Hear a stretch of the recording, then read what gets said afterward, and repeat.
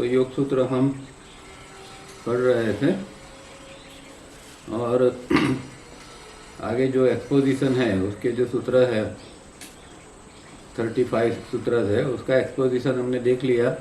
इसके बाद में फेज एक्सरसाइज किस तरह की जाती है वो भी हमने देख लिया और समरी भी लास्ट टाइम देख ली। अब हम जो पीछे हर एक सूत्र का जो विवरण है अभी हमने देखा था, जो विवरण था वो इन जनरल था, इसमें पर्टिकुलर सूत्र का विवरण नहीं था। अब जब हम देखेंगे पीछे तो वो पर्टिकुलर हर एक सूत्र का विवरण होगा, जो हम साथ में अब इसको लेंगे जो पेज नंबर 221 के ऊपर है, जो एन एक्सपोजिशन सूत्र बाय सूत्र। और इसके अंदर जो है वो इंट्रोडक्शन हमने लास्ट टाइम पढ़ रहे थे, इसके 2-3 पैराग्राफ पढ़े थे। और ये इंट्रोडक्शन उन्होंने तवरिया जी ने बाद में लिखी थी, क्योंकि वो अद्वैत के बेस के ऊपर है। अद्वैत फिलोसफी जो है और वो किस तरह योग से मिली जुली है वो इसमें डिटेल में ये बात बताते हैं, तो हम वो पढ़ेंगे आज। पर हमारे इंडियन फिलोसफी के अंदर क्या है वो थोड़ा समझना जरूरी है, जिसको हम 6 सिस्टम्स ऑफ फिलोसफी कहते हैं, मतलब 6 प्रकार का दर्शन शास्त्र। और इसमें भी 2 प्रकार के हैं, एक जो है ऑर्थोडॉक्स है, ऑर्थोडॉक्स 6 सिस्टम्स ऑफ फिलोसफी, और दूसरा जो है हेट्रोडॉक्स। मतलब ऑर्थोडॉक्स का मतलब ये कि जो वेदों को मान्य करते हैं। ये जो 6 जो अभी हम देखेंगे उन्होंने वेदों को मान्य किया है, वेद के आधार के ऊपर ये 6 सिस्टम्स ऑफ फिलोसफी है। पर दूसरी जो है हेट्रोडॉक्स, वो वेदों को प्रमाण नहीं मानते हैं, जिसके अंदर जैनिज्म, बुद्धिज्म, चारवाक दर्शन वगैरह आते हैं। और ये जो है अपना ऑर्थोडॉक्स, उसके अंदर जो है वो सांख्य, योग, न्याय, वैशेषिक, पूर्व मीमांसा और उत्तर मीमांसा, इस तरह 6 प्रकार के दर्शन शास्त्र या 6 सिस्टम्स ऑफ फिलोसफी इसको कहते हैं। अब किसने ये सब इसकी रचना की है या इसको किसने ये किया है, तो सांख्य जो है वो सांख्य जो जिसने रचना की है वो कपिल मुनि थे, कपिल मुनि है। और उसके बाद में योग तो हम जानते हैं कि महर्षि पतंजलि ने इसकी रचना की है, योग दर्शन की। फिर जो तीसरा है न्याय गौतम नाम के ऋषि थे, उन्होंने न्याय की ये जो फिलोसफी है दर्शन शास्त्र वो डेवलप किया।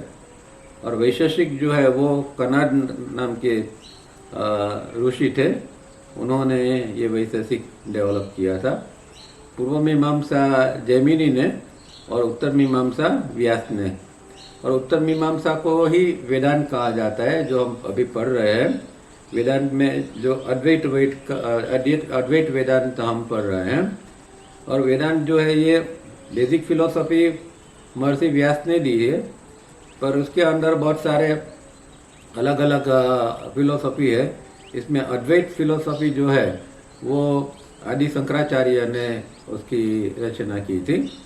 उसमें अलग अलग और भी है, द्वैताद्वैत, विशिष्ट द्वैताद्वैत, और ये जो है अद्वैत है जो शंकराचार्य ने उसके की थी। अद्वैत का मतलब ही नॉन ड्यूअलिटी है, कि जो जिसके अंदर 2 चीज़ नहीं है, एक अखंड चीज़ है, मतलब परम तत्व है, जिसको इसमें ब्रह्म कहा जाता है। तो ब्रह्म जो है वो एक और अखंड है, उसके अंदर उसके कोई भाग नहीं है। और इसीलिए उसके अंदर एक प्रसिद्ध सूत्र भी है कि सर्व खलु मिदम ब्रह्म, मतलब सारा संसार जो है, सारी जो कुछ है वो सबका सब जो है वो ब्रह्म है। पूरा विश्व कहो, जो भी कहो, वो ब्रह्म ही है। पूरा ब्रह्मांड जो है वो पूरा ब्रह्म ही है। और दूसरा एक प्रसिद्ध सूत्र का उसमें है अहम ब्रह्मास्मि, मतलब आत्मन ही ब्रह्म है। मैं जो है या आत्मा जो है वही ब्रह्म है। तो आत्मा और ब्रह्म अलग नहीं है, वो बात अद्वैत के अंदर, क्योंकि अद्वैत के अंदर दो चीज़ नहीं है, एक ही है। आत्मा कहो, ब्रह्म कहो, जो कहो वो एक ही चीज़ है। इस तरह ये अलग अलग चीज़ें अद्वैत वेदांत में बताई। और उसमें एक और भी प्रसिद्ध सूत्र दिया हुआ है, ब्रह्म सत्य जगत मिथ्या। ये बहुत प्रसिद्ध है कि ब्रह्म है, जो ब्रह्म है, ब्रह्मांड का जो, ब्रह्मांड के अंदर जो ब्रह्म है वही सत्य है। बाकी जो कुछ दिखता है, जिसको हम जगत कहते हैं, संसार कहते हैं, या भूभुव स्व कहते हैं, जो भी कहते हैं वो सब कुछ मिथ्या है।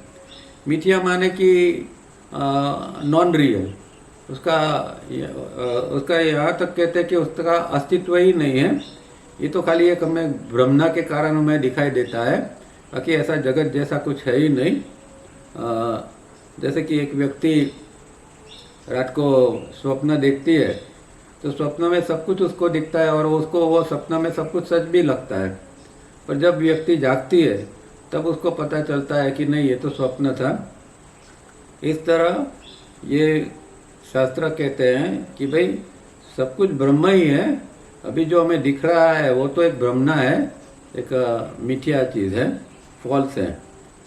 और ये चीज़ की बात तावरिया जी ने भी ये अभी इसके अंदर बताई है, तो वो हम आगे देखेंगे। तो ये 6 सिस्टम्स ऑफ फिलोसफी जो है, उसमें से हम जो वेदांत है, जो व्यास मुनि ने जो जिसकी रचना की है, जैसे योग सूत्र इस तरह वेदांत है, उसके अंदर भी छोटे छोटे सूत्र है और उसके ऊपर फिर बहुत सारे लोगों ने कॉमेंट्रीज की है। और ये आदि शंकराचार्य ने भी उसके ऊपर से अद्वैत वेदांत बनाया है। अब योग सूत्र पढ़ते हैं, उसके अंदर ये फिलोसफी में क्या कहते हैं तावरिया जी समझाते हैं, वो समझने का प्रयत्न करते हैं। पेज नंबर 221 के ऊपर लास्ट टाइम हमने 2-3 पैराग्राफ पढ़े थे, पर फिर से ही पहले से ही पढ़ लेते हैं ताकि वो स्पष्ट हो जाए। Before we proceed with our sutra by sutra exposition, it is necessary to understand the underlying idea of Advaita in Vedanta.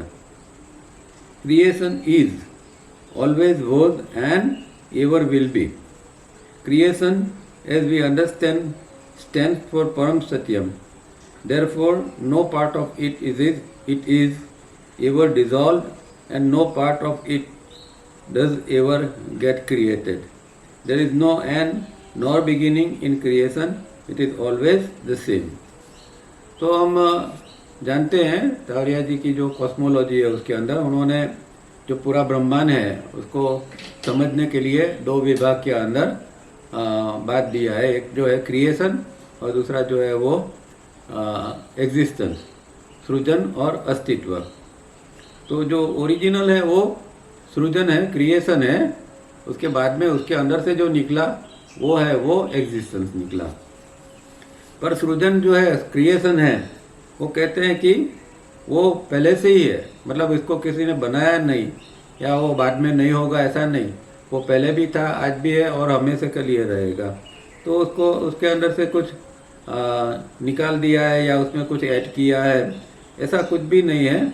उसका कोई एंड नहीं है, कोई बिगिनिंग नहीं है, उसकी कोई शुरुआत नहीं है, उसका कोई अंत नहीं है, वो है, बस है, इतना ही शब्द हम कह सकते हैं। क्योंकि यहाँ ये चीज़ों को समझाने के लिए भाषा की बहुत मर्यादा होती है कि क्रिएशन को हम बातों में क्या क्या समझाए या क्या समझे। इवन हमारा छोटा सा दिमाग भी समझ नहीं सकता क्रिएशन क्या है, क्योंकि क्रिएशन जो है वो तो अस्तित्व से की ऊपर की चीज़ है और हमारा छोटा दिमाग जो है वो तो अस्तित्व के अंदर जो भूभुव स्व है उसमें खाली भूलोक है, उसको भी नहीं समझ सकते। क्योंकि भूलोक के अंदर भी हम देखते हैं कि कितनी सारी गैलेक्सीज है, स्टार्स है, प्लेनेट्स है, ये कितना सारा इतना बड़ा एक झमेला है जिसके लिए हम कोई कल्पना नहीं कर सकते। इवन एक गैलेक्सी की भी हम कल्पना नहीं कर सकते कि उसके अंदर क्या क्या होता होगा। और कहते हैं ऐसे 16 बिलियन गैलेक्सीज है। तो ये सिर्फ भूलोक की कल्पना करने में हमारा दिमाग चकरा जाता है तो फिर भूभुवस और उसके ऊपर ये जो है क्रिएशन, उसके बारे में तो हम क्या सोच सकते हैं। बस क्रिएशन जैसा है कुछ, एक खाली समझने के लिए हम ऐसा ही कह सकते हैं। और वो क्रिएशन जो है वो उसको परम सत्यम कहा गया। उस जो ओरिजिनल है वो परम सत्यम है, और उसके अंदर से जो कुछ बाद में आया है वो दूसरे लोक है, वो हम आगे देखेंगे। Even in creation we imagine states within Param Satya, which is in a way false, but to be understandable and meaningful to the average intellect, it has to be so spoken, and call such state Madhyam Satyam and Satyam. अब जो परम सत्यम है creation, जो creation है, जो परम सत्यम है, उसके अंदर से दो चीज़ निकली है। ये निकली, ये सब फिर से हमें शब्दों का यूज़ करना पड़ता है, पर ऐसा नहीं निकला, ऐसा कुछ नहीं है। हकीकत में purpose of birth and death में तावड़िया जी ने उसका क्लैरिफिकेशन अलग रूप से किया है कि भाई परम सत्यम जो है वो इतना गहन था, इतना वहाँ इतना हैवी वाइब्रेशंस थे, इतने कंपन थे कि वहाँ कुछ सृजन कुछ हो ही नहीं सकता था, कुछ क्रिएटिविटी कुछ हो नहीं सकती थी। इसलिए परम सत्यम ने खुद ही अपने वाइब्रेशंस को गता दिए, और गता दिया। उसके बाद में जो हुआ उसको मध्यम सत्यम कहा गया है, और उसमें से भी फिर वाइब्रेशन को कम किया गया, और जो फिर निकला वो सत्यम। तो इस तरह समझना है कि ये कोई अलग अलग लोक नहीं है या अलग अलग वस्तु नहीं है, ये जो है एक ही चीज़ है, पर इसके अंदर वाइब्रेशंस को कम किया गया है, क्योंकि उसके पीछे भी कोई कारण था उस टाइम पर। Then Satyam, in its creative aspect, we denote as divine wholeness or tapa, and further come down to the level of jana, the divine fragments. We also state that there is no difference between divine wholeness and divine fragments, that it is not a state of multiplicity, because each divine fragment can merge into and remerge from one another, as well as merge into and remerge from divine wholeness. So the many from the one does not imply multiplicity, and from Param Satyam to divine fragment, each fragment also is Param Satyam. There is no duality. The Advaita idea of Vedanta is not contradicted. तो यहाँ जो है वो अभी सत्यम तक तो आ गए, परम सत्यम था, उसमें से मध्यम सत्यम आया, मध्यम सत्यम से परम सत्यम निकला, फिर वहाँ से भी उसका वाइब्रेशन कम किया गया, और जो निकला उसको तप कहा। शास्त्र में तप कहते हैं, तावड़िया जी उसको डिवाइन होलनेस, मतलब दिव्य पूर्णता उसको कहते हैं। तो क्रिएटिव दृष्टिकोण से, सृजनात्मक दृष्टिकोण से देखें तो हम इसको डिवाइन होलनेस या तप कह सकते हैं। अब तप में जो डिवाइन होलनेस था उसमें से भी और एक उसका भी कंपन जब कम हुआ तो उसमें से एक और लोक निकला जिसको जनरल लोक कहा गया, और जनरल लोक के अंदर जो थे वो उसको डिवाइन फ्रेगमेंट कहा गया, मतलब दिव्य अंश, जिसको हम आत्मा कहते हैं, और हम जो खुद है वो हम दिव्य अंश, हम आत्मा तत्व है।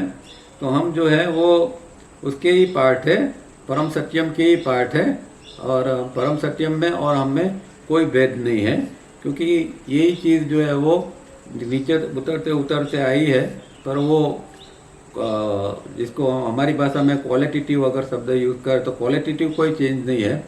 जैसे हम जैसे कि एक समंदर होता है और उसमें से थोड़ा पानी एक बाल्टी में निकाल लेते हैं, तो बाल्टी का पानी और समंदर का पानी का क्वालिटेटिव कोई चेंज नहीं होता है। इसी तरह ये जो है परम सत्यम और आत्मा डिवाइन फ्रेगमेंट, उसके अंदर कोई फर्क नहीं होता है। दूसरी बात ये होती है कि डिवाइन फ्रेगमेंट के अंदर एक इस तरह की एक जिसको हम कैपेसिटी कहें या जो कहें कि वो एक दूसरे के अंदर मर्ज हो सकते थे, एक दूसरे के अंदर वो मिक्स हो सकते थे, फिर से निकल सकते थे। इसी तरह वो डिवाइन होलनेस के अंदर भी जा सकते थे, वहाँ भी मर्ज हो सकते थे, वहाँ से वापस भी आ सकते थे। इस तरह क्रिएशन के अंदर ये जो है डिवाइन फ्रेगमेंट वो डिवाइन होलनेस के साथ और अंदर अंदर ये मर्ज और रिमर्ज होता रहता है।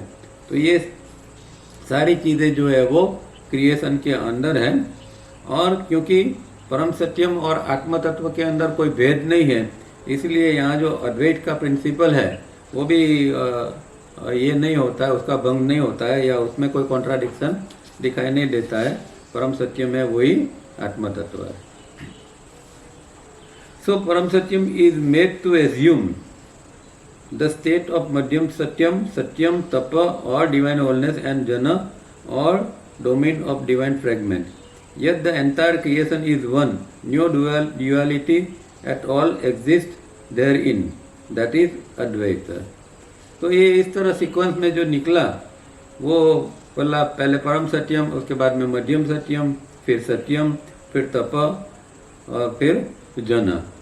तो इस तरह जो एक सीक्वेंस में जो ये निकले, ये सारे के सारे जो है वो सब परम सत्यम के ही अलग अलग रूप इसको हम कह सकते हैं। और वहाँ वो एक ही है, वहाँ कोई ड्यूअलिटी नहीं है, वहाँ कोई दो भाग नहीं है, इसीलिए वो अद्वैत इसको हम कह सकते हैं कि जो क्रिएशन है वो पूरे के पूरा अद्वैत है। But the human mind is too small and yet not develop to hold immensity, so it desire to break down any type of immensity into fragments, for then only can it understand. तो यही है कि ये सब कुछ तो एक ही है, वहाँ कुछ भेद नहीं है, ड्यूअलिटी नहीं है, लेकिन फिर भी हमें जो है वो इसको, क्योंकि हमारे पास कोई इतनी बड़ी अंडरस्टैंडिंग नहीं है या कोई ऐसा कोई हमारे पास इंस्ट्रूमेंट नहीं है कि जिसके द्वारा हम ये क्रिएशन को समझ सके। हमारे पास में जो छोटा सा दिमाग है, इससे हम जो ये इमेंसिटी को, जो अमाप जो है उसको समझने का प्रयत्न करते हैं। तो इस तरह उसको जरा तोड़ मरोड़ के उसको समझना पड़ता है, नहीं तो फिर हम उसको कभी भी समझ नहीं सकते ये क्रिएशन क्या है। पर वो एक ही है, इसीलिए वहाँ ये जो है वो हमेशा अद्वैत की स्थिति बनी रहती है। To the human mind it does not matter if there by अनर्थ इज क्रिएटेड ऑफ अर्थ। For example, the one large body of water on the surface of this earth is broken into many oceans, seas, bays, gulfs, channels, straits, etc. Though we know there is no break or demarcation in the world body of water anywhere. तो ये जिस तरह हमने इसको समझा है परम सत्यम से लेके ये आत्मा तक, पर उसके अंदर कोई भेद नहीं है, अद्वैत नहीं है। और पर प्रॉब्लम क्या है कि हम जो छोटे दिमाग से इसको समझने का प्रयत्न करते हैं और तोड़ मरोड़ के समझते हैं, तो ऐसा भी होता है कि जो उसका रियल अर्थ है उसका अनर्थ हो जाता है, पर उसकी हमें कोई पड़ी नहीं है। और कई बार जो फिलॉसफी जो निकलती है उसके अंदर भी यही गड़बड़ है, और इसके लिए फिलॉसफी के अंदर अलग अलग मत मतांतर होते हैं। इसका कारण यही है कि एक फिलोसोफर है वो एक एंगल से देख के एक बात करता है, दूसरा फिलोसोफर उसको ही दूसरे एंगल से देख के दूसरी बात करते हैं, पर पूर्ण रूप से कोई एक पूरा इसको बता नहीं सकता है। और कभी कभी ये अर्थ का अनर्थ भी हो जाता है, पर हम लोगों को कोई इसकी चिंता नहीं है। हमें तो समझना है, जिस तरह हम समझ सके इस तरह समझना है, और इसलिए अनर्थ भी होने देते हैं। और इसका यहाँ एग्जाम्पल भी देते हैं कि जैसे कि पूरे पृथ्वी के ऊपर जो वाटर बॉडी है, मतलब हर जगह जहाँ पानी है, वो पानी को हमने अलग अलग समुद्र या मतलब महासागर, समुद्र, खाड़ी, जो चैनल वगैरह अलग अलग नामों से हमने उसको बांट दिया है। पर हकीकत में तो देखें तो वो हर चीज़ जो है वो एक वाटर बॉडी है, वो पानी का ही स्वरूप है। चाहे वो 7 महासागर हो या छोटे समंदर हो या दरिया हो या खाड़ी हो, कुछ भी हो, हर जगह पर पानी जो है वो एक ही है, वही सेम वाटर बॉडी है। तो वही चीज़ हमें यहाँ भी समझना है। And our earth is not even a pin point in comparison to the vast creation and existence, yet this is the only way with us. तो हमारा जो ये है हमारी पृथ्वी तो एकदम पिन पॉइंट जैसा है, एकदम एक बिंदु जैसा है, इसको ऐसा आप कर सकते हैं कि क्रिएशन और एग्जिस्टेंस के अंदर, मतलब कि सृजन और ये जो अस्तित्व है, ये दोनों के अंदर ये एकदम एक छोटा सा बिंदु जैसा है। पर इसको हमें इस तरह समझना पड़ेगा कि ये किस तरह ये अलग अलग लोग बने हैं, और इस तरह हमें ज़रा हमारे ढंग से समझना पड़ेगा। One fact stands out large and complete, and this thought is to be kept in mind when we talk of creation. तो एक बात हमें खास समझ में रखनी है कि जो क्रिएशन है, सृजन है, वो एकदम जो है लार्ज है और कंप्लीट है, मतलब कि इतना व्यापक है और पूर्ण रूप में है एकदम। उसके अंदर कुछ, जैसा हमने देखा कि वो पूर्ण ही है, उसके अंदर से न कुछ निकाला जाता है ना ऐड किया जाता है, तो वो लार्ज भी है, एकदम व्यापक भी है और पूर्ण है, वो क्रिएशन है। तो ये बात हमें खास हमेशा दिमाग में रखनी चाहिए। Creation is absence of all that we know, think, imagine, feel और experience, because in creation nothing that we know of और are familiar with is required. तो क्रिएशन क्या है कि जिसके अंदर जो कुछ हम अनुभव करते हैं, सोचते हैं, जो कल्पना करते हैं, फील करते हैं, ये सारी चीज़ें जो है उसके अंदर उसका अभाव है, एब्सेंस है। ये कोई चीज़ क्रिएशन के अंदर नहीं है। हमारा न कोई विचार वहाँ पहुँच सकता है, न कोई अनुभव पहुँच सकता है, न कोई हम उसकी कल्पना कर सकते हैं। तो क्रिएशन जो है वो इन सबसे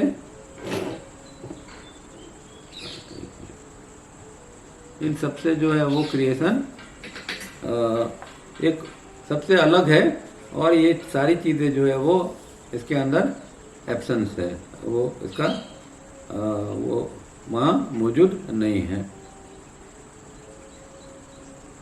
और दूसरी बात ये है कि जिससे हम फेमिलियर है, जो जिसको हम जानते हैं, जिससे हम परिचित है, ऐसी चीज़ों की वहाँ कोई क्रिएशन के अंदर ज़रूरत भी नहीं है, क्योंकि वहाँ कोई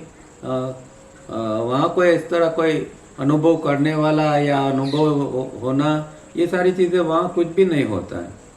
इसलिए कहते हैं कि in creation there is no form, no shape, no texture, no light, no colour, no sound, no electricity और magnetism, no laws, for there is none to follow और disobey them, no functions, no food, no air, no water, no energy, no प्राण, no sleep, no waking, no sex, no earthly conditions, no suns, no galaxies.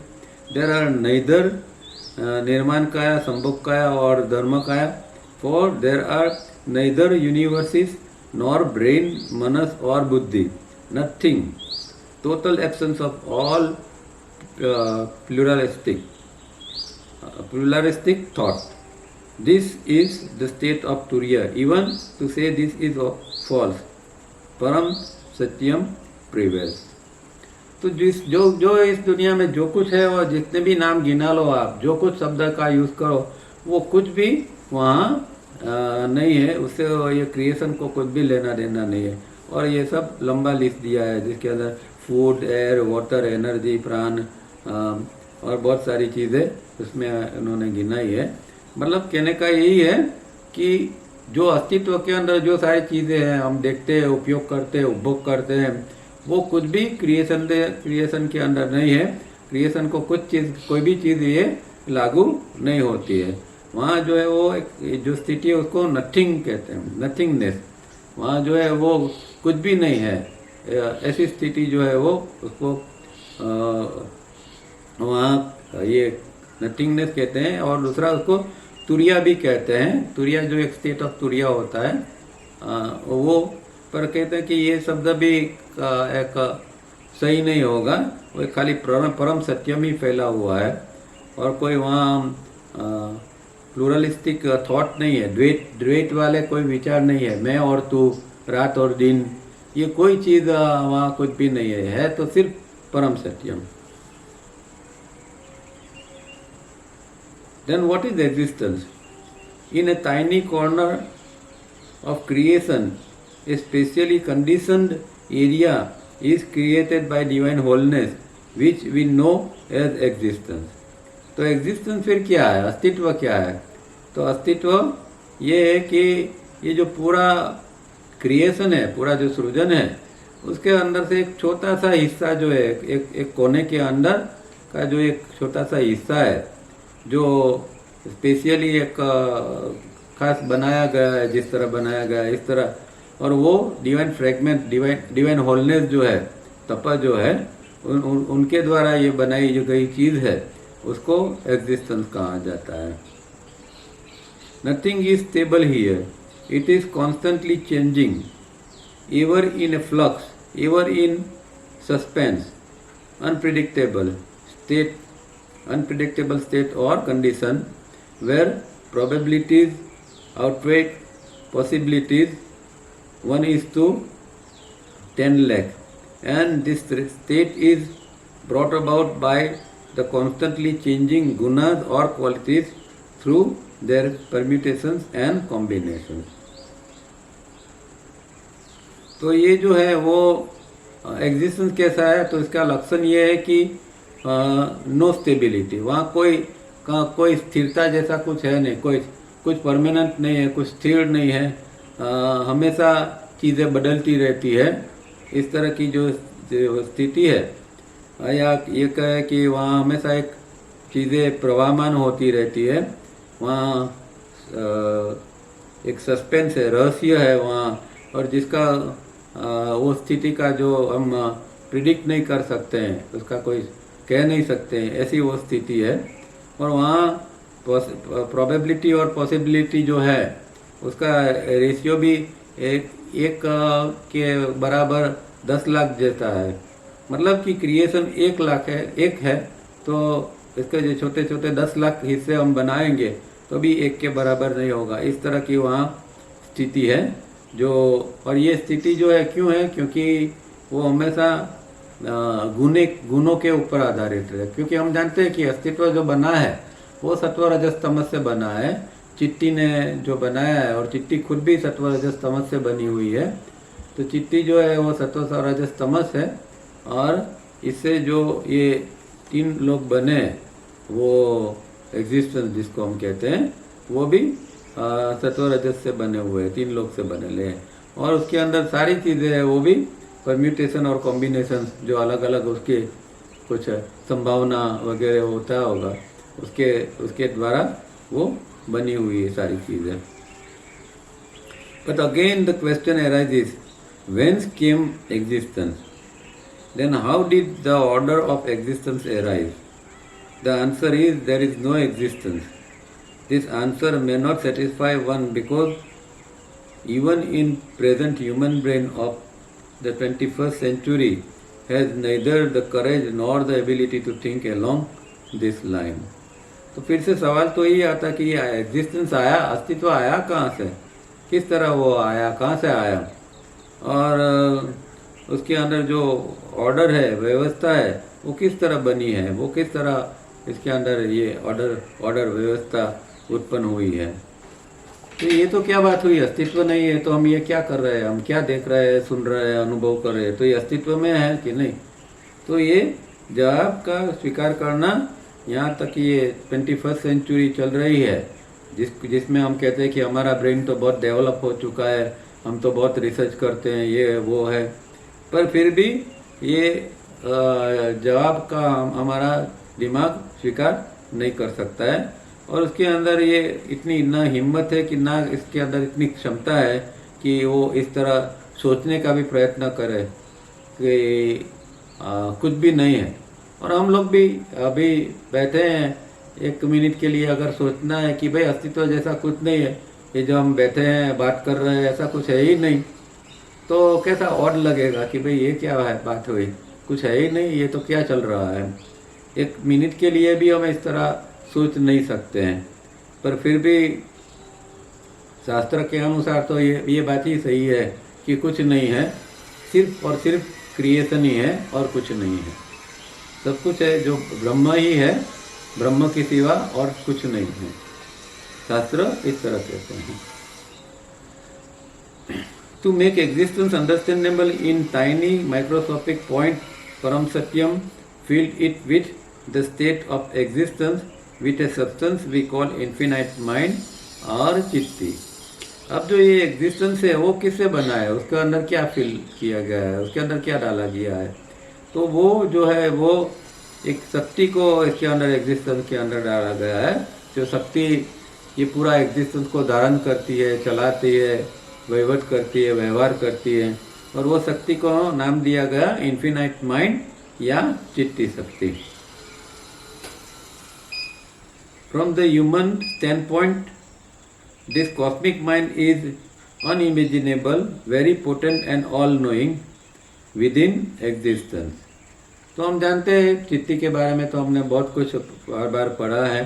तो ये चित्ती क्या है कि ये चित्ती का या कॉस्मिक माइंड का है, वो हमारे हिसाब से तो वो अनइमेजिनेबल है, जिसकी हम कल्पना भी नहीं कर सकते, क्योंकि जिसने भूभुव स्व को धारण किया है या बनाया है, जो पूरा भूभुव स्व से बना हुआ है, उसकी 3 गुणों से बना हुआ है, उसकी हम कल्पना किस तरह कर सकते हैं। और ये दूसरा जो है वो सर्वज्ञ है और सर्वशक्तिमान जो है, very potent and all knowing, मतलब कि वो सर्वज्ञ और सर्वशक्तिमान तत्व का है या जो का है वो शक्ति है, वो इसको चित्ती शक्ति कहते हैं। We can in existence call this mind as divine mind of God, but we must be clear what we mean by God. This cosmic mind exerts immense mind maya creative pressure on all the exist irrespective of size or intelligence। तो उसको ये जो चित्ती शक्ति है या जिसको हम माइंड कहते हैं, उसको डिवाइन माइंड ऑफ गॉड भी कहते हैं, क्या कह सकते हैं। पर इसमें गॉड क्या है वो हमें क्लियर होना चाहिए कि हम गॉड किसको कहते हैं, फिर बात आएगी डिवाइन माइंड को।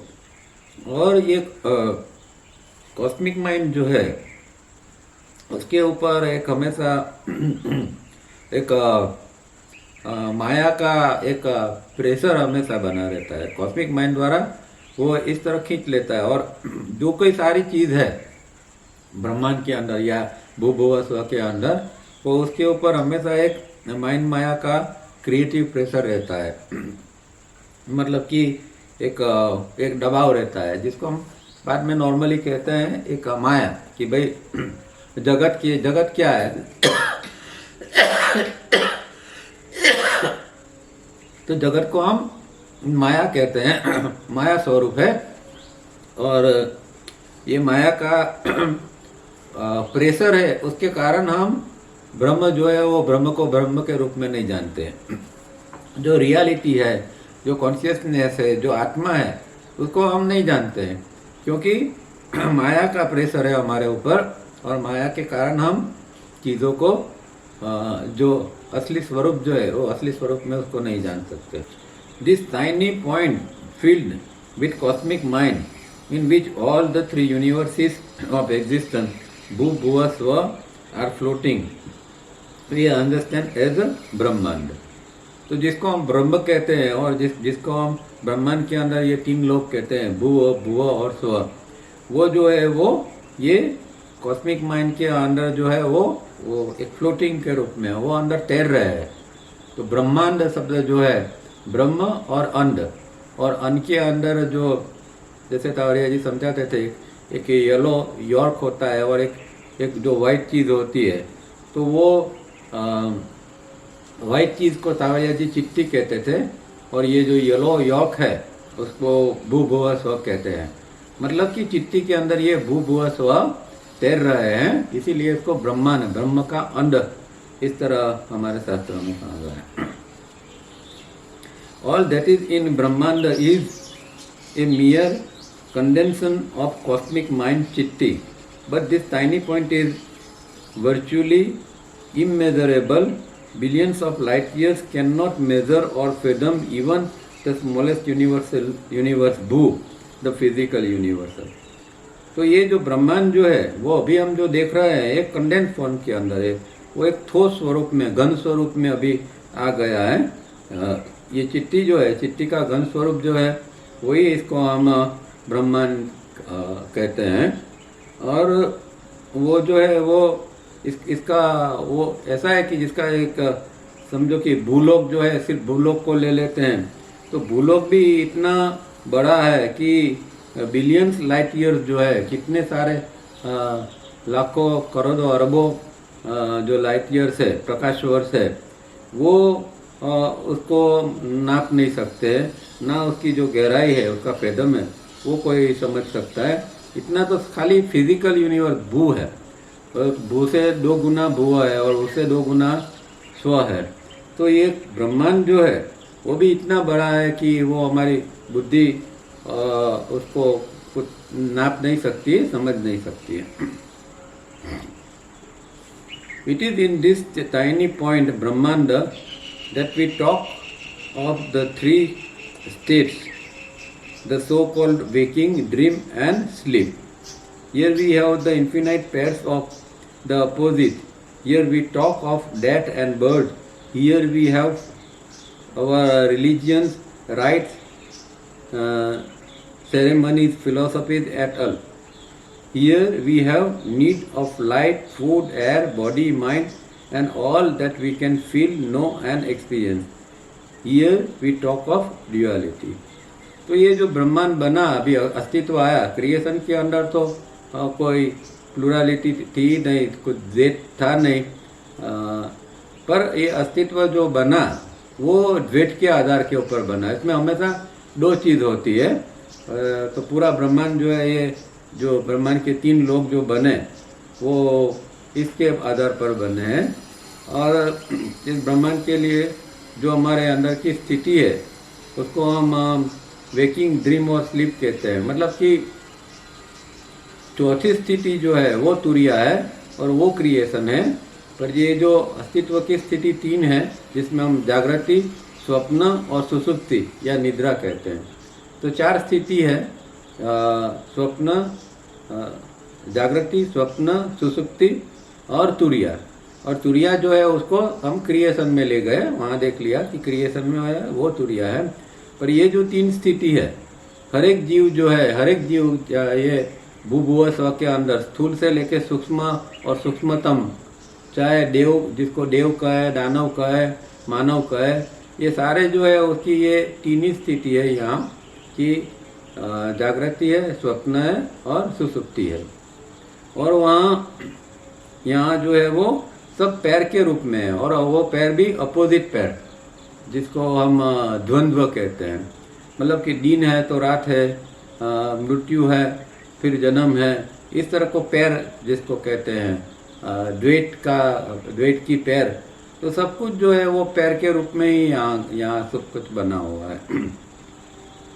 और हमारे जो धर्म है, फिर क्रियाकांड है, जो उत्सव है, फिलॉसफी है, ये सब कुछ जो है वो इस तरह अपोजिट पैर के रूप में ही सारी की सारी चीज़ें बनी हुई है। और यहाँ हमें अभी शरीर, मन, हवा, पानी, खुराक, ये सारी चीज़ों की हमें ज़रूरत पड़ती है, क्योंकि हमने जो 3 बॉडी धारण किए है, स्थूल बॉडी, सूक्ष्म शरीर और अति सूक्ष्म शरीर, तो ये तीनों शरीर जो है उसकी अलग अलग ज़रूरत है। और अलग अलग ज़रूरत के लिए अलग अलग टाइप के फूड की ज़रूरत है, अलग अलग प्रकार की हवा, प्राण वगैरह की ज़रूरत है। अलग अलग माइंड है, स्थूल फिजिकल बॉडी का स्थूल माइंड है, दूसरे में मनस है, तीसरे में बुद्धि है। तो अलग अलग सारी चीज़ें, क्योंकि 3 शरीर दिए हैं, क्योंकि 3 लोक है, तो 3 लोक का अनुभव करने के लिए 3 शरीर और 3 दिमाग दिए गए हैं, 3 ब्रेन्स दिए गए हैं। और ये इसलिए हम तीनों लोक का अनुभव कर सकते हैं। तो यहाँ हम ड्यूअलिटी की बात कर सकते हैं, यहाँ हम द्वैत की बात कर सकते हैं, द्वंद्व की बात कर सकते हैं। बट ऑल दैट वी सी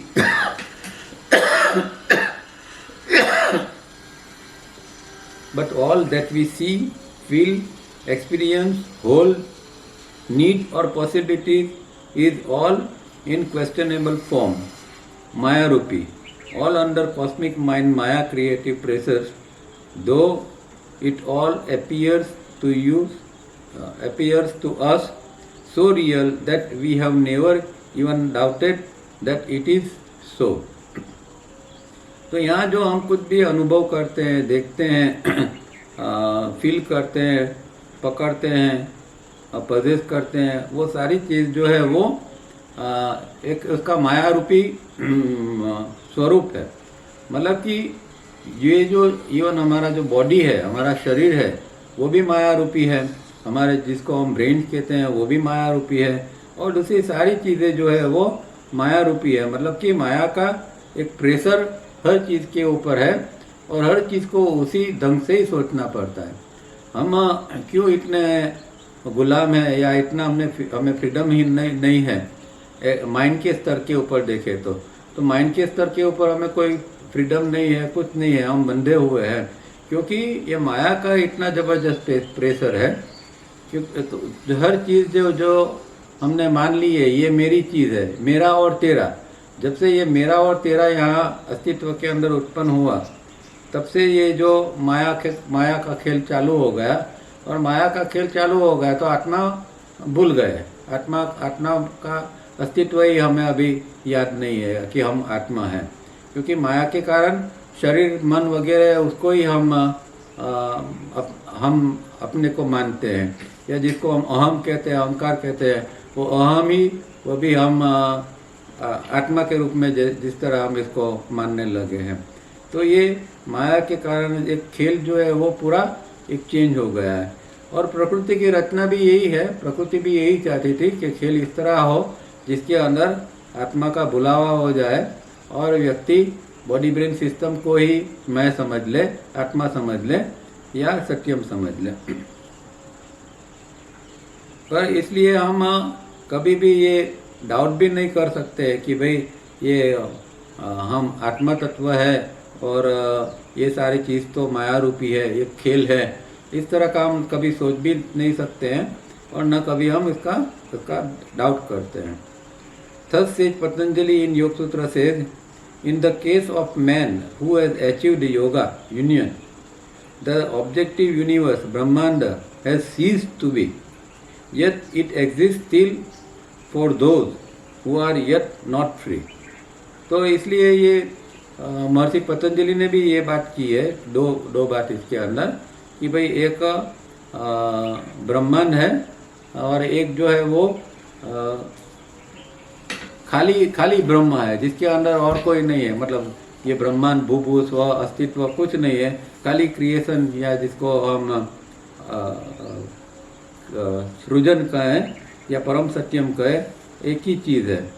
तो इसलिए कहते हैं कि जिसने योग को कंप्लीट किया है, जिसने योग की साधना पूर्ण की है, जो योग को कंप्लीट किया है, ऐसी व्यक्ति के लिए ये जो भूभुव स्व जो है वो सीध हो जाता है। सीध हो जाता है मतलब कि अभी उसके लिए वो ब्रह्मणा युक्त हो गया है। ये अब ये भूभुव स्व उसको वो भूभुव स्व को भूभुव स्व के रूप में नहीं देखता है। हम जिस तरह देखते हैं उस तरह नहीं देखता है। वो भूभुव स्व जो है वो भी उसके लिए तो ब्रह्म ही है। सब कुछ जो है वो हर एक चीज़ उसके लिए ब्रह्म के रूप में है।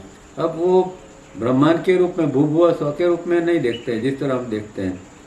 पर जो लोगों ने योग कंप्लीट नहीं किया है, जो लोग मुक्त नहीं है, इनके लिए ये भूभुव स्व का अभी भी अस्तित्व है। इस तरह महर्षि पतंजलि भी कंफर्म करते हैं। But after ages of repeated thought we fail to realise that it is all unreal, transitory and not capable of making us blissful, serene and contented. तो क्योंकि ये अभी हमारा हजारों साल से हम जिस तरह सोचते हैं तो एक कंडीशन माइंड हो गया और ये कंडीशन माइंड के अंदर हम सब कुछ को रियली मानते हैं। सारी चीज़ जो है वो भूभुव स्व या भूलोक में या पृथ्वी है, पृथ्वी के अंदर सारी चीज़ है। हम आँख से जो देखते हैं, कान से सुनते हैं, सब कुछ हम उसको रियली मानते हैं, सब कुछ है और सच ही है। इस तरह मानते हैं, क्योंकि इस तरह हजारों साल से हम इस तरह ही विचारने लगे।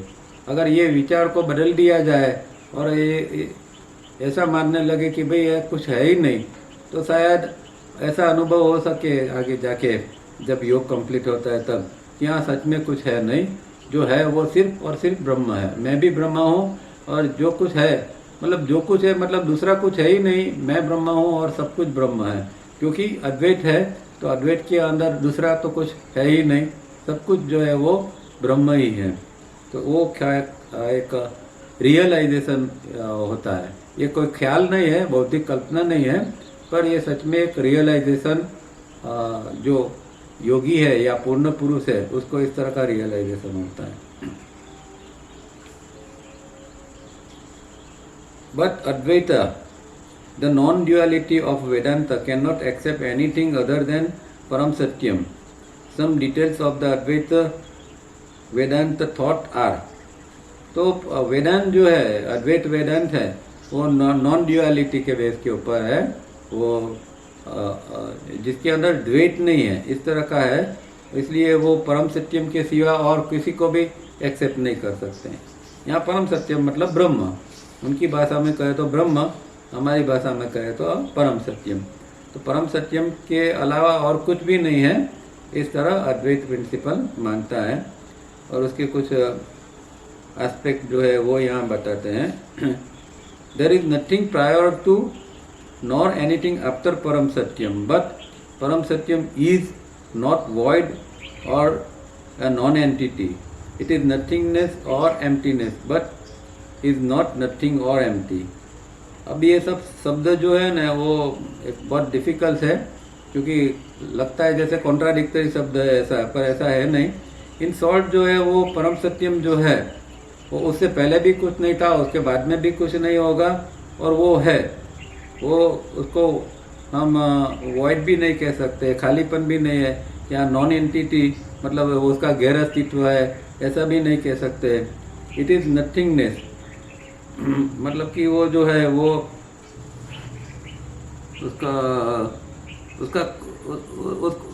उसका क्षय नहीं होता है, उसके अंदर वो कुछ हम उसके अंदर से कुछ निकाल नहीं सकते, उसके वो कुछ भी नहीं है इस तरह कहना, या एम्प्टीनेस कहना, या फिर कहते हैं कि but it is not, it is nothingness और emptiness, but is not nothingness और एम्प्टी। तो ये एक शब्दों को समझना मुश्किल है, पर कहने का मतलब ये है कि वो ऐसी चीज़ है या वो ऐसी जगह है कि जहाँ सब कुछ है और फिर भी कुछ नहीं है, इस तरह का हम उसको कह सकते हैं। या उसका हम जैसे कि एक खाली चैम्बर है, खाली चैम्बर के हम जाते हैं अंदर तो देखते हैं तो अंदर कुछ नहीं है, फिर भी कुछ है, क्योंकि वहाँ अस्तित्व तो है। इस तरह जो क्रिएशन है वो क्रिएशन में कुछ भी नहीं है, फिर भी वो क्रिएशन अपने माप में है वहाँ। तो ये सब थोड़ी भाषा इस तरह की है, इसमें हमें थोड़ा अपने ढंग से समझना पड़ता है। The non dual unchanging reality is तुरिया, even giving it name is false understanding. तो non dual non changing reality जो बदलती नहीं है, इस तरह की जो स्थिर जिसका कोई दूसरा भाग नहीं है, ऐसी जो रियलिटी है उसको तुरिया कहते हैं। पर ये भी कहने के लिए है, अंडरस्टैंडिंग ये शब्द भी कहते हैं कि ये गलत है। ईश्वर द गुरुदेव ऑफ द योग सूत्र इज इक्वेटेड विथ तुरिया। It is not a fourth state over and above the three states experience in existence. तो हम अस्तित्व के अंदर ये तीन state waking, dream and sleep का अनुभव करते हैं, और ये चौथा जो है तुरिया है। तो ये फोर्थ भी नहीं है, वो आत्मा का इक्वेटेड है, मतलब कि आत्मा के समान रूप जो स्थिति है वो एक तुरिया है, या आत्मा है, या परम सत्यम है। वो चौथी स्थिति है ऐसा नहीं कह सकते। Nothing whatsoever is born in any way, there is no organisation in any way whatsoever. The concept of birth of causation suggests duality, a false idea. Birth and death of anything is possible only through Maya and not through reality. तो यहाँ जो है वो creation के अंदर nothing whatever is born in any वे, वहाँ कुछ जन्मता ही नहीं है, और जन्मता नहीं है तो फिर मृत्यु का भी सवाल नहीं होता है, और वहाँ कुछ किसी का कुछ प्रारंभ भी नहीं होता है। और बर्थ मतलब जन्म है या कार्यकारण का नियम है, ये तो एक ड्युअलिटी बताता है कि भाई हमने ये काम कर्म किया, ये कर्म गलत किया, इसलिए इसका फल हमें भविष्य में मिलेगा। तो ये सब सारी बातें जो है वो ड्युअलिटी हो गई, और वो क्रिएशन के अंदर नहीं है, अस्तित्व के अंदर ये सारी चीज़ें इस तरह की हो सकती है। ये सारी चीज़ें फॉल्स आइडिया है वहाँ के लिए। तो और माया के कारण हम बर्थ और डेथ का अनुभव करते हैं, और रियलिटी का अनुभव हमें नहीं होता है। और लास्ट पॉइंट है, there is in reality no world और universe, it is all an illusory questionable manifestation, all is मिथ्या, that which is wrongly imagined और questionable origin। तो ये जो वहाँ जो है वो क्रिएशन के अंदर खाली एक रियलिटी है, दूसरे कोई वर्ल्ड यूनिवर्स मतलब कोई दूसरे लोक वहाँ कुछ भी नहीं है। एक ही लोक है या एक ही चीज़ जिसको कहते हैं वो है रियलिटी, ब्रह्म, परम सत्यम, जो कहे वही एक ही चीज़ है वहाँ। और अगर हम ये दूसरी इसकी बात करते हैं, हम इसके लिए संशयात्मक प्रगतिकरण मतलब जो क्वेश्चनेबल मैनिफेस्टेशन उसका जो वो कैसे प्रारंभ हुआ, इस तरह का अगर हम सवाल भी करते हैं, संशय करते हैं, तो वो तो एक इल्यूजन है हमारा, क्योंकि वो प्रगट हुआ ही नहीं है। और ये जो बाकी जो हम कुछ देखते हैं वो सब कुछ मिथ्या है। और मिथ्या का मतलब क्या है कि हमने जिसको गलत रूप से हमने जिसकी कल्पना की है, और इसका गलत रूप से हमने इसका प्रारंभ की कल्पना की है कि इसका भी कोई प्रारंभ होगा, कि प्रारंभ होगा तो फिर अंत की भी फिर बात आएगी। तो कहने का मतलब ये है जो अब तक हमने पढ़ा इसमें, कि ये क्रिएशन है, सत्यम है, परम सत्यम है या ब्रह्म है, और एक ही है और कुछ भी नहीं है, जिसको हम अस्तित्व कहते हैं, शरीर कहते हैं, मन कहते हैं, मैं कहते हैं, तू कहते हैं, मेरा कहते हैं, तेरा कहते हैं, कुछ भी नहीं है। ये कंसेप्ट जो है वो अद्वैत का है, और एक सिर्फ कंसेप्ट नहीं है, पर जब व्यक्ति पूर्ण होती है तब उसका दृष्टिकोण या उसका अनुभव भी यही होता है, इसको हम साक्षात्कार कहते हैं, कि फिर उसको ब्रह्म का साक्षात्कार होता है। उसको ना मैं शरीर हूँ, ना मैं ये हूँ, या कोई मेरे से दूसरा कोई अलग है, ये कोई भाव उसके अंदर नहीं होता है। वो व्यक्ति अद्वैत भाव के अंदर जीता है, और अद्वैत ही देखता है, अद्वैत ही महसूस करता है। तो इस तरह ये अद्वैत जो है वो बहुत बहुत गहरा है। हमारा छोटा दिमाग जो है वो इसके लिए समझने के लिए काफ़ी नहीं है, फिर भी एक आउटलाइन के लिए हम पढ़ते हैं, समझते हैं। और ये इसलिए समझना है कि ऐसा भी कुछ हो सकता है या नहीं, वो तो हमें कुछ पता नहीं है, हमारा दिमाग को पता नहीं है, पर ऐसा भी कुछ हो सकता है कि भाई हम नींद में हो सब अभी, और ये नींद में ही बात कर रहे हैं, नींद में जगरते हैं, नींद में प्रेम करते हैं, सब कुछ नींद में ही करते हैं, और सच में ये नींद ही चल रहा है, एक बहुत बड़ा लंबा से एक स्वप्न चल रहा है, और स्वप्न के अंदर हम हैं। और कभी हो सकता है कोई टाइम के ऊपर हम जाग जाएंगे और महसूस करेंगे कि अरे ये तो स्वप्न था, सच में तो ये ब्रह्म के सिवा कुछ नहीं है। हो सकता है ऐसा भी कुछ हो, ऐसा भी कोई दिन आए, ऐसा भी कुछ हो। ठीक है, तो यहाँ रुकते हैं। किसी को कोई प्रश्न या ना समझ में आया है तो पूछ सकते हैं। बाकी ये थोड़ा बुद्धि से समझना थोड़ा आसान नहीं है, फिर भी आप इसके ऊपर विचार कर सकते हैं। कोई प्रश्न है तो पूछ सकते हैं।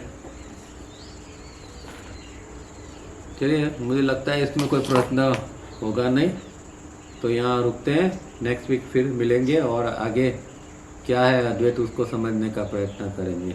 ठीक है, थैंक यू, रुकते हैं।